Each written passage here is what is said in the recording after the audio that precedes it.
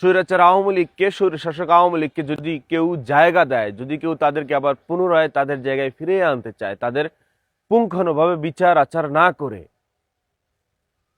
তাহলে আমি আজকে ঘোষণা দিলাম যে আমি ফুল টাইম রাজনীতিতে জড়ায় যাব, ফুল টাইম রাজনীতি করব, সবকিছু বাদ দিয়া, লাউড অ্যান্ড ক্লিয়ার। আওয়ামী লীগকে যদি কেউ পুঙ্খানুভাবে বিচার না করে বাংলাদেশের মাঠে, বাংলাদেশের মাটিতে তাদের জায়গা দেয়, তাহলে ফুল টাইম রাজনীতি করবো, loud and clear.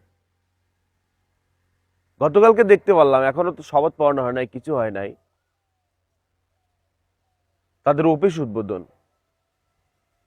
Full time রাজনীতি করবো ভাই।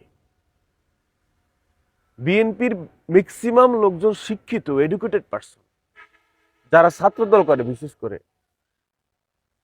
আপনারা একটু আপনাদের মুরব্বীদেরকে ভাই বুঝাইয়েন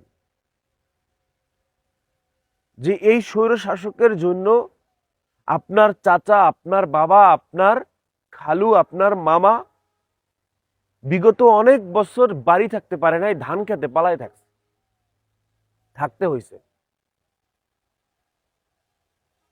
আমি কাফি সাক্ষী ভাই, ঢাকা প্রেস ক্লাবের সামনে সেই 2018-19 সালের দিকে, কখন নির্বাচন হলো, 18 সালে না, এর আগের দিকে মনে হয়, এই যে নির্বাচন বিএনপি করলো না, বিএনপির মানে দায়িত্ব কে যেন ডাক্তার কামাল না কে যেন নিছিল না, ভুল হতে পারে নাম, সেই প্রোগ্রামে আমাকে নিছে, আমার একটা ক্যামেরা ছিল।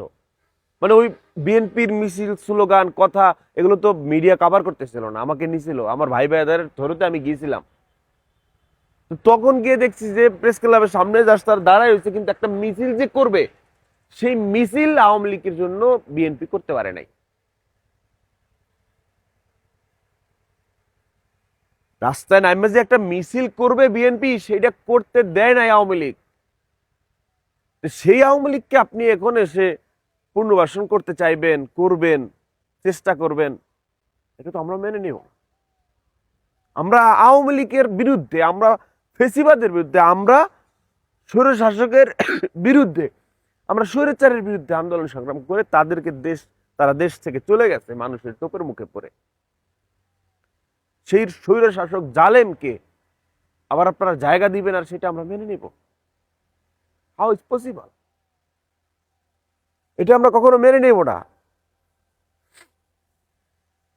জ্বর ঠান্ডা, যার জন্য মুখের বাচন ভঙ্গি বা চোখ থেকে পানি পড়তেছে, এটা আমরা কখনো মেনে নেব না। আপনাদের আওয়ামী লীগের কি দরকার?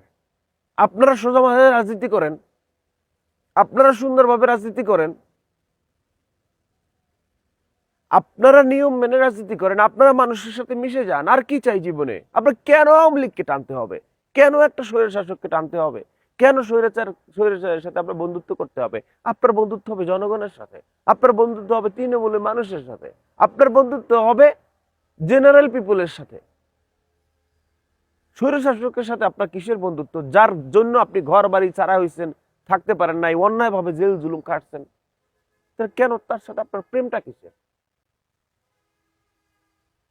আপনারা স্বৈর শাসককে জায়গা দেন, পুনর্নির্বাচন করার চেষ্টা করেন, আমরাও দেখে নেব।